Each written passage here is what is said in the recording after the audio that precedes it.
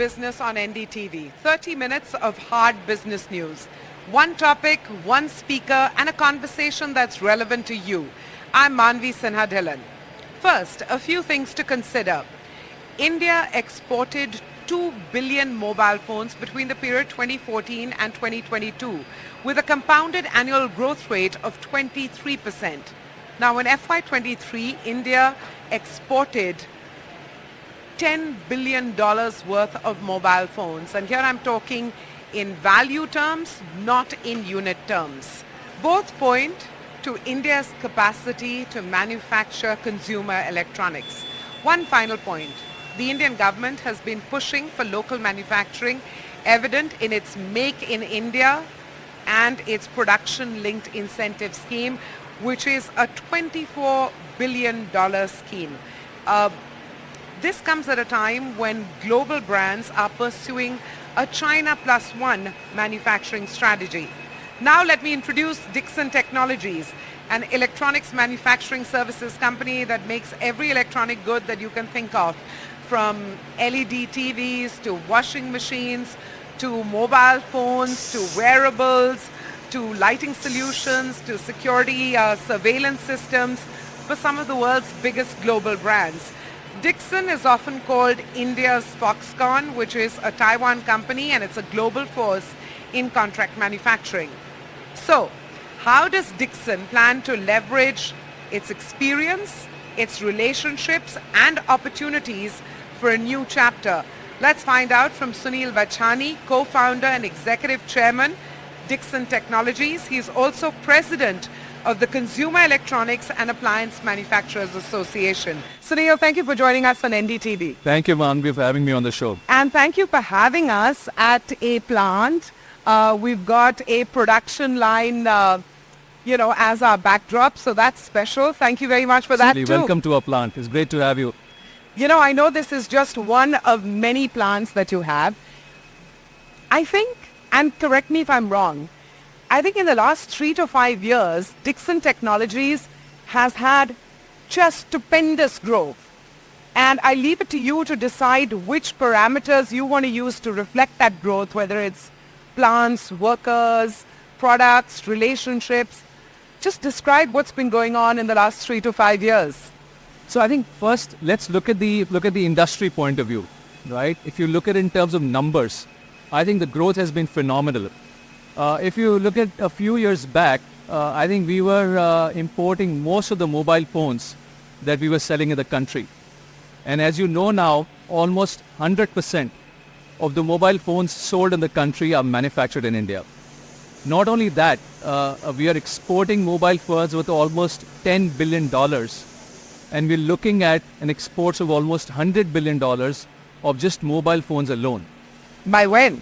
Well, I think in the next 5 years, right? And then if you see the growth in exports of electronic hardware has been phenomenal. We are growing at almost 60% per annum in a market which is slowing down. Globally, the market has not been great, right, post-COVID.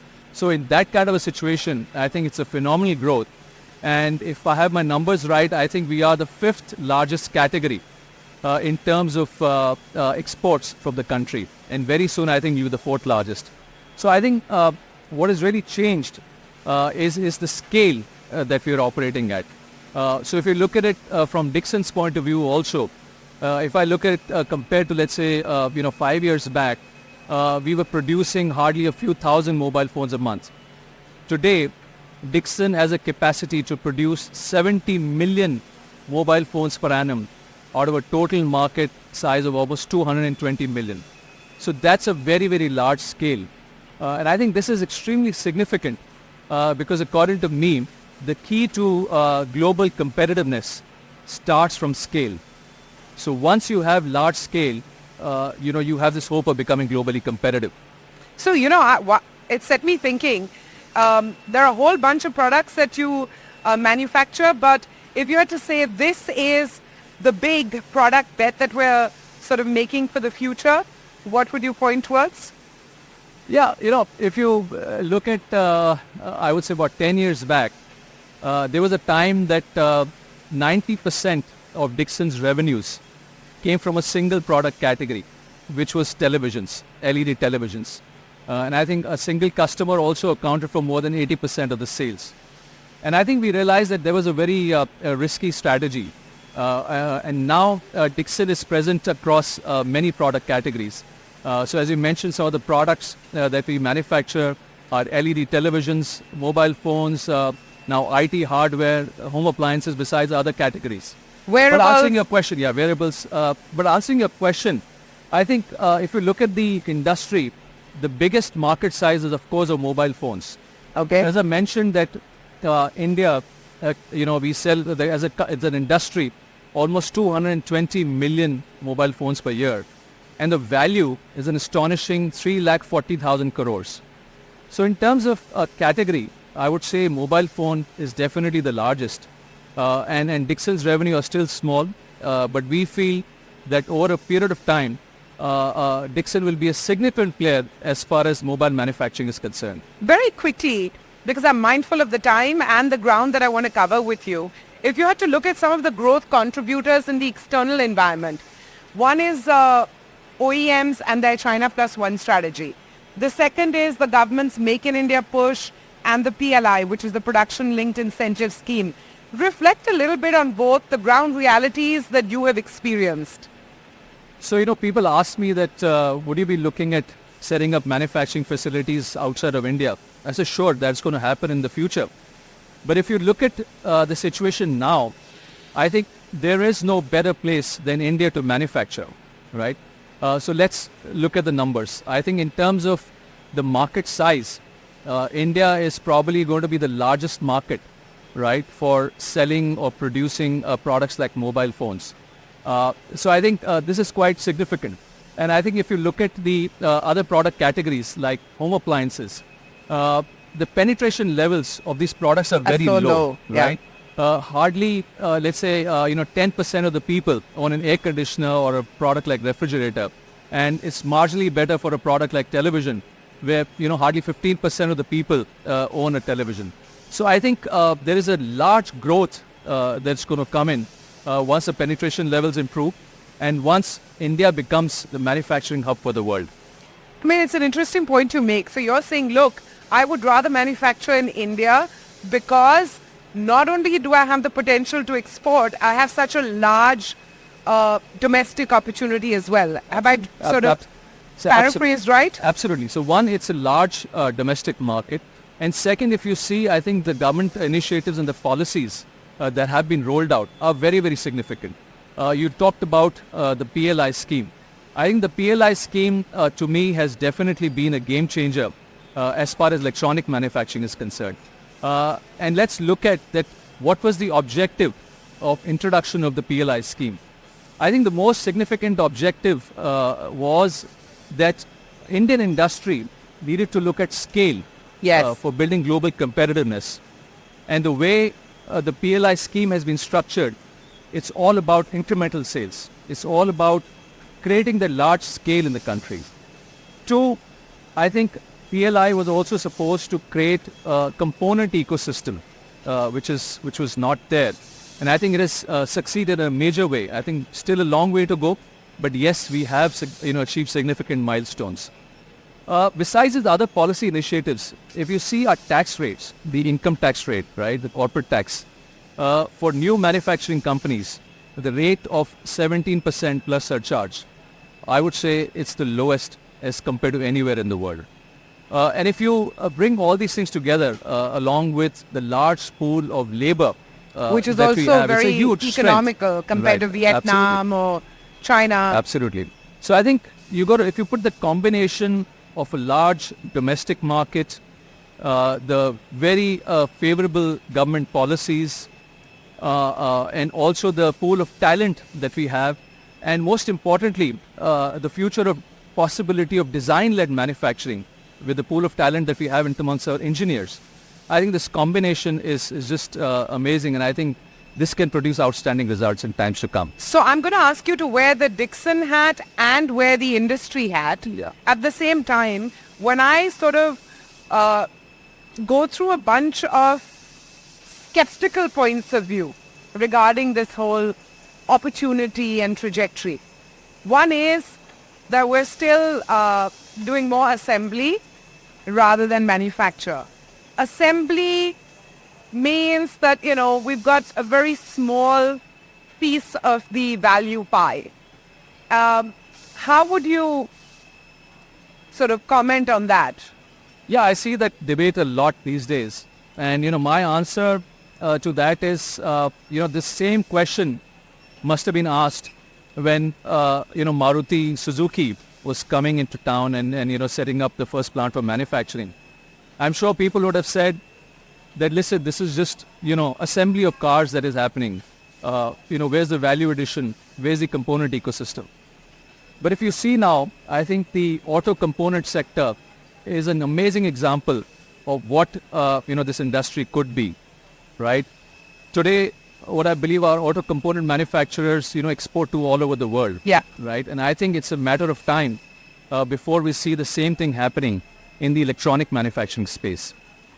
So one of the reasons that, people talk about low value addition is because they only look at mobile phone as a sector. So if you look at the other products that we manufacture, something like, let's say, washing machines or now upcoming factory for refrigerators, you'll be very happy to know that the local value addition is almost 70 to 80%. Okay. Right.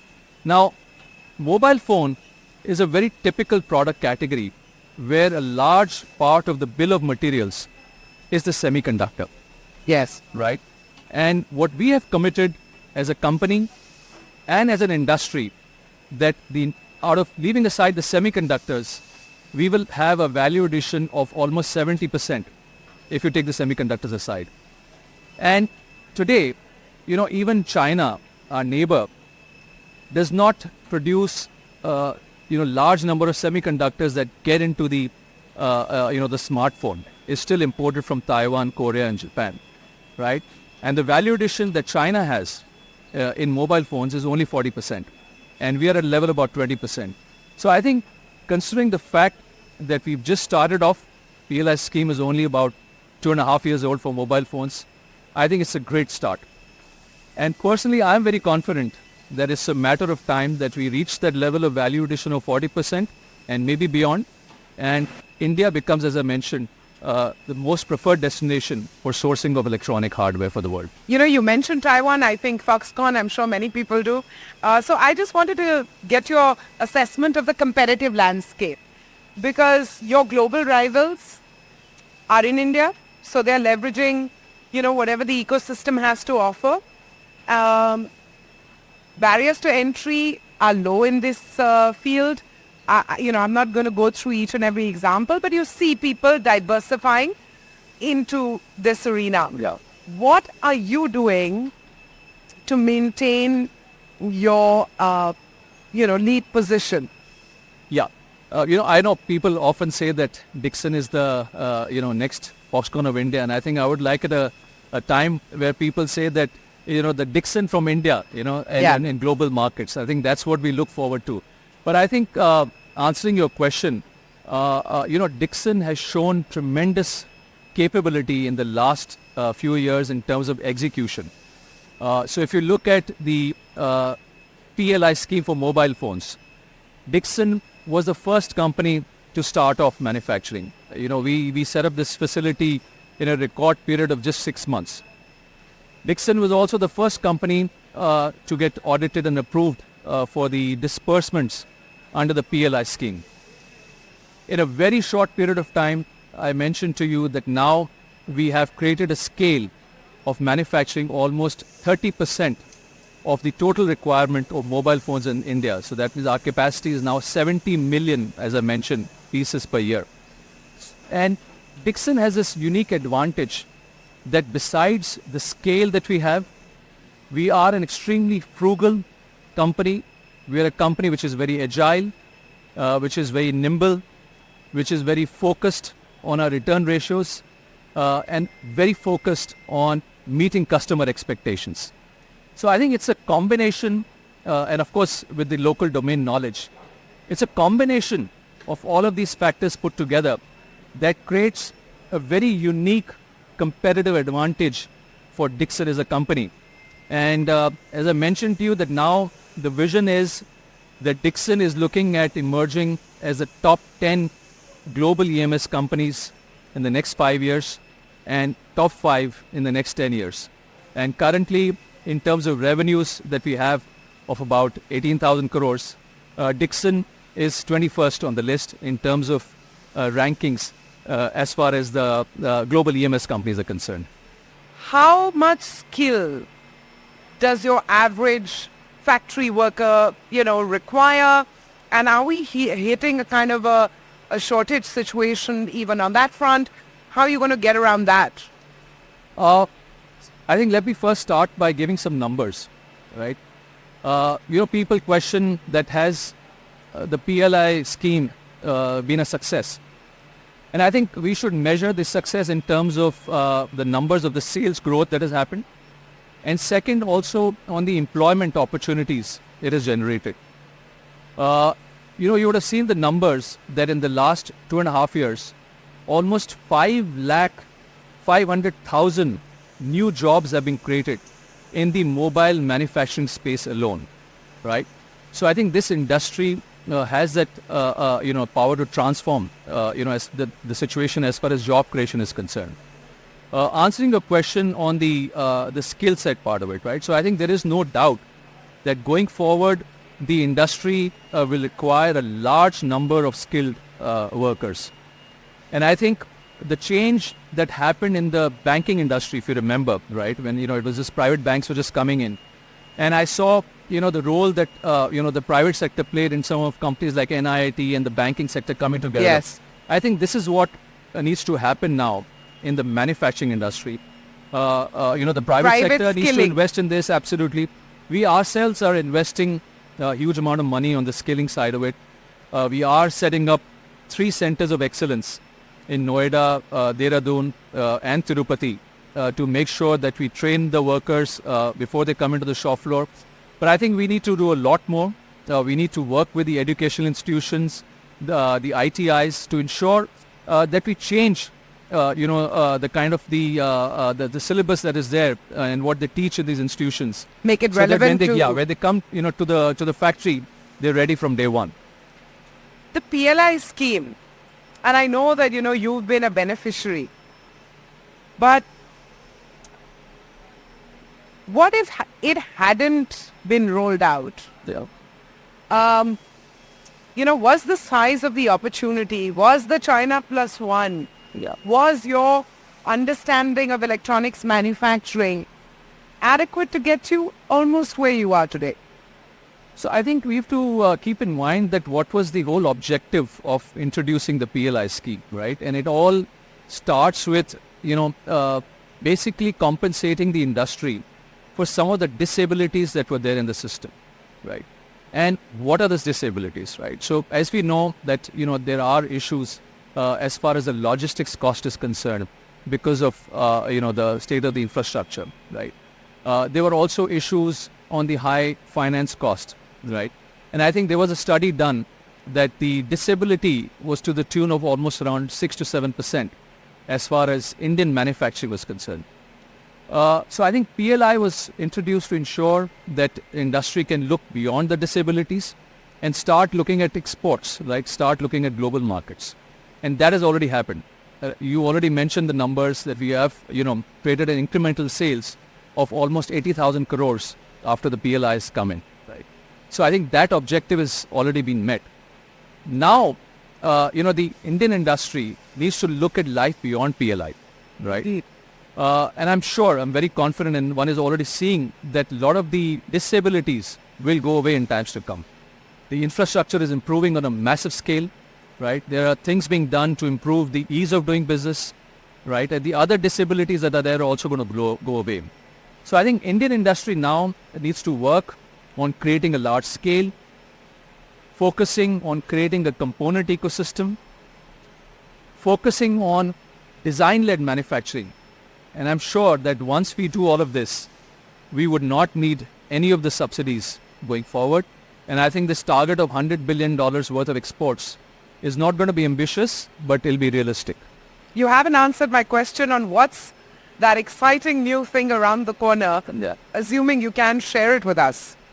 Well, I think, if you look at it in terms of numbers and the market size, there is no doubt that mobile phone industry is the largest. As I mentioned, it's almost 3,40,000 crores. But for Dixon in particular. The next big opportunity, besides, of course, the products that we're already doing, is, of course, in the IT hardware space. Right? I'm sure you are aware of the numbers that India imports IT hardware worth almost 1 lakh crore, right? That's a huge number, right? So I think there's a big opportunity for Dixon to look at addressing a large part of that market, to look at addressing the opportunity on import substitution, and to ensure that we make all the components also that go into the IT hardware. So I think that's the next big opportunity. And also, Dixon is now has got a wide product portfolio, and we've just going to inaugurate a factory for refrigerators in the coming months. So these are exciting times ahead. Indeed, they are. For our viewers who might be trying to put the pieces together, if you had to do a roll call right now of all the OEMs who are partners of Dixon, would you mind doing that? Or just all the partners, the global brands, who are your partners currently? Well, Dixon is present in many different verticals, and now we have 21 plants all across India and almost 25,000 people, working for us. I think they're the biggest assets for us. And I think you're right, the customers are the biggest strength for Dixon, and they're the reason that we are here today. And I think, whenever someone asks me that what's the happiest part of the journey, so far that Dixon has traveled in the last 30 years, one, of course, is the numbers, that Dixon has grown phenomenally in the last 30 years. But I think to me, the most satisfying part is that no customer has left Dixon ever. So the customers that we started with 30 years back. So I remember one of our first customers was Philips, right? And 30 years back, we started with manufacturing VCRs for them. And today, it's a proud thing that, we cater to a large requirement of the lighting products besides other product categories. And one of our first customers was also Sunil Mittal's company, Bharti. You made the push-button phones. That's right. We started manufacturing push-button phones. And it's a great thing now that we are in a joint venture now for manufacturing telecom products.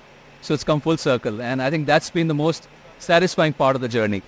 Well, we look forward to talking to you more frequently as different chapters in Dixon's history get written. Thank you very much. So much, and hope to welcome you to our newest plant. Of course, this is the plant that we've just set up 4 months back, and we have a plant coming up in Noida, which is going to be the largest campus for Dixon, spread over almost 1 million square feet, and we hope to welcome you there very soon. We look forward to that. Thank you, Mr. Vachani, for joining us on NDTV. Thank you very much. Thank you.